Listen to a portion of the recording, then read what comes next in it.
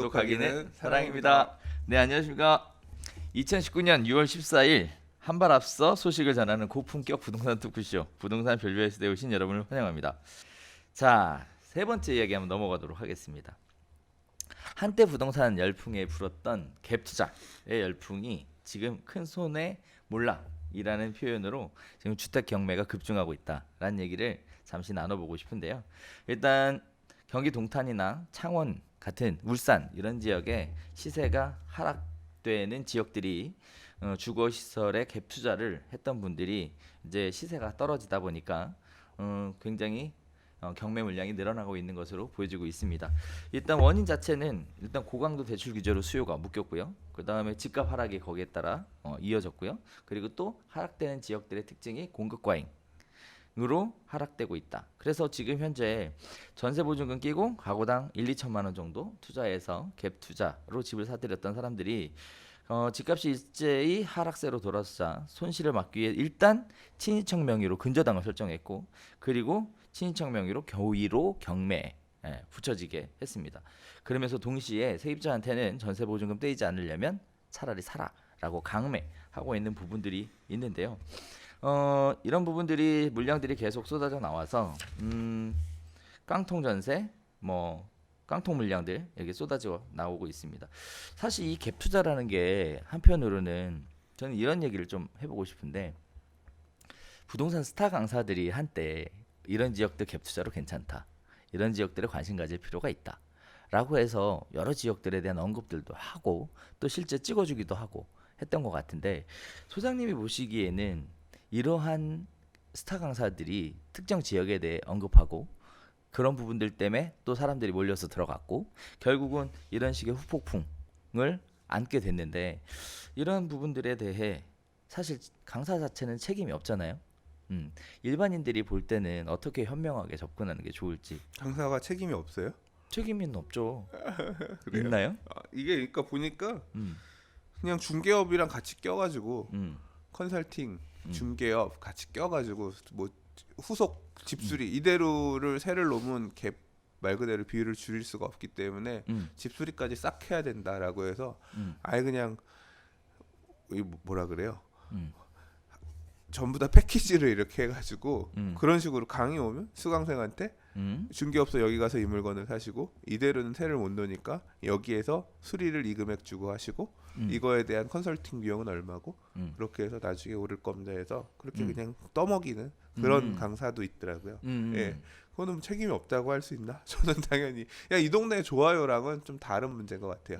예, 문제가 되고 있는 게 그런 식으로 물건들을 하나만 사지 말고 여러 개 더 사세요 해가지고 이거는 하나 해가지고 뭐 얼마 올라봐야 많아야지 수익이 큰 거니까 그래서 여러 개를 매기는 그러면 하나 개당 얼마씩 컨설팅 비용을 받는 그런 형태였거든요. 책임이 저는 있다고 도의적 책임도 있고 잘못했으면 미안하지. 예, 왜냐 도적 책임은 있지. 그 개인적인 상황 얼마나 힘들겠어요. 음, 그리고 나중에 이제 이게 뭐 사기다 뭐다 이제 음, 추후에 법률적인 분쟁들도 생길 것 같고 음. 그래서 결과가 나오겠죠. 지금 뭐 그런 얘기는 안 들리죠. 법률적인 문제가 생겨서 뭐 소송을 진행하고 있다 뭐 이런 있지 얘기는. 않을까요? 네. 음, 그러니까 그 과정에서 위법한 부분 왜냐하면 나만 이렇게 당할 수 없어. 또 그렇게 피해자들이 뭉치면 뭐 그런 형태로도 나타날 수 있고 이건 이제 추가적으로 봐야 될 근데 부분. 한편 스타 강사라고 네, 해도 네, 앞으로 부동산 가격이 올라갈지 떨어질지는 네. 몰랐던 거 아니에요. 그렇죠. 그러니까 네. 다른 부분에 대해서 음, 이제 그렇게 걸 수 있을지 않을까. 그러니까 하는 행위, 음, 아까 패키지나 뭐 이런 음, 거 음. 이제 그런 과정에서 뭔가 위법한 부분이 있으면 근데 이제 그 위법한 부분에 대한 얘기도 네, 사실 뭐 한때 추정 60분인가요? 거기 네. 나와서 한번 뜨거웠었잖아요. 그래서 뭐 세무조사한다 뭐 이런 얘기들이 있었는데 제가 개인적으로 보기에는 그런 얘기가 있었음에도 불구하고 여전히 활동하고 있는 것 같은데 큰 영향을 안 미쳤던 거 아닌가 이런 생각은 좀 있어요. 그렇게 금방 끝나진 않잖아요. 보통 아 그런 그래요? 이슈가 터지면 그러니까 모르겠어요. 아무튼 지켜봐야 될 부분인 것 같고 음,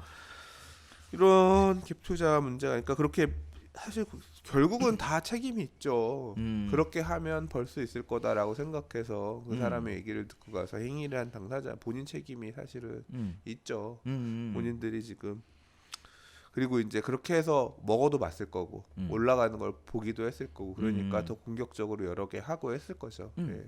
근데 그 사람들이 사실 어떻게 보면 이런 세 임차인들한테는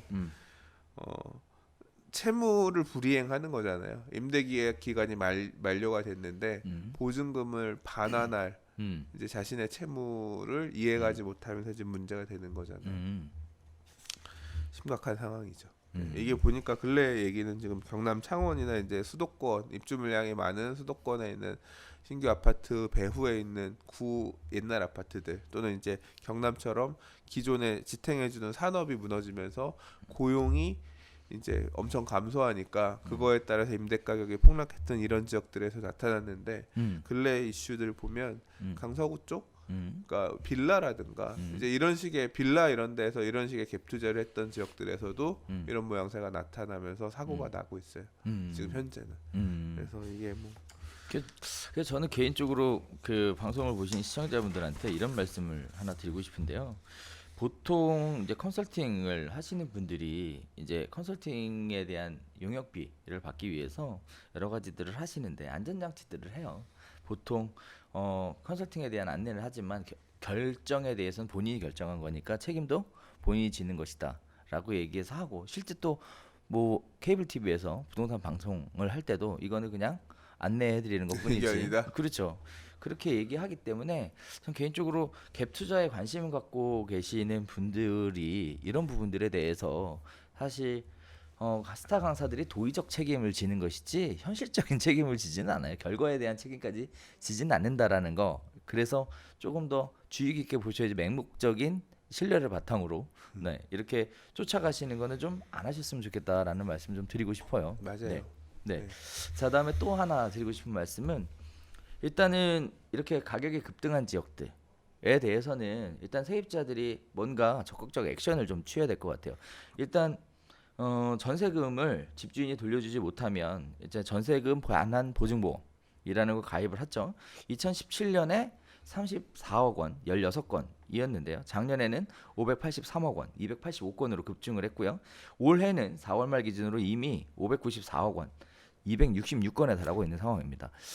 다시 얘기하면 이런 말씀 또 하나 드리고 싶은데 집주인이 전세금 반환을 돌려주지 못한 부분에 대해서 뭐 책임을 면피하는 것이다라고 할 수도 있겠지만 그렇다고 해서 내 전세 보증금을 완벽하게 보장받는 건 아니거든요. 그거 쫓아가서 끝까지 받을 수도 없는 거고.